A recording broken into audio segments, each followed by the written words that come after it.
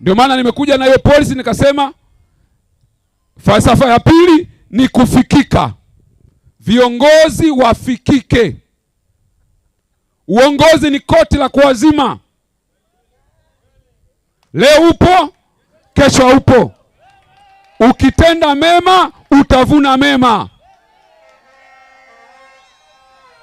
Ila kama wewe umepewa dhamana, alafu unadharau wale ambao unawatumikia, hivi fikiria kwa uzembe wako, mtu akafa kwa sababu amekosa huduma kwa sababu ya uzembe wako.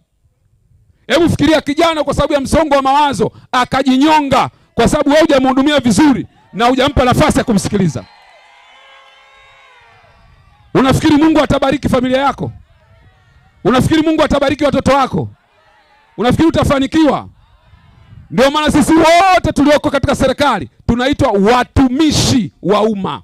Manake mimi ni mtumishi, nyie ndio mabosi ambao mnatakiwa kunituma. Kwa kiongozi lazima afikike. Ndio maana mimi namba yangu leo sio siri. Namba yangu ninaitoa kwenye mitandao ya kijamii. Namba yangu inapatikana. Wanaokuja kwenye mitandao ya kijamii wakiandika na wajibu, kwa sababu kila kijana, mimi ni mtumishi wa vijana wa nchi ya Tanzania.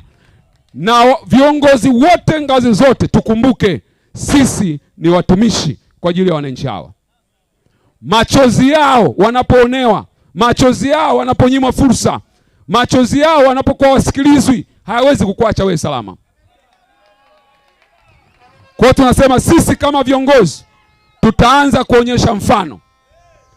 Tutafikika. Na ndio maana nikasema hata kwenye ziara zangu niliwaambia nitatembea, nitafanya mkutano napoona vijana wapo. Msiniandalie mkutano ukumbini. Kwa sababu niligundua nikiitwa ukumbini watu wanakuwa wameandaliwa. Wanaandaliwa mambo ya kusifia tu. Wanaandaliwa mambo ya kuonyesha kwamba mambo yote yako sawa. Wanaandaliwa watu wakwambia wewe ni jembe. Alafu mambo ya msingi hayaongelewi. Nikamwambia mimi ndo nitachagua nani wa kuuliza swali. Kwa hiyo mikutano yangu yote huwezi kuniandalia mtu wa kuuliza swali. Mimi ndo namchagua kwa sababu wewe huwezi kumuandaa. Ili waseme yale ambayo vijana yanawahusu.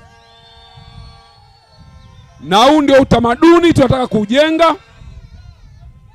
Na hii ndio aina ya vijana ambao tunataka tuwajenge, ambao wanachangia mawazo chanya kwenye kuendesha serikali yetu.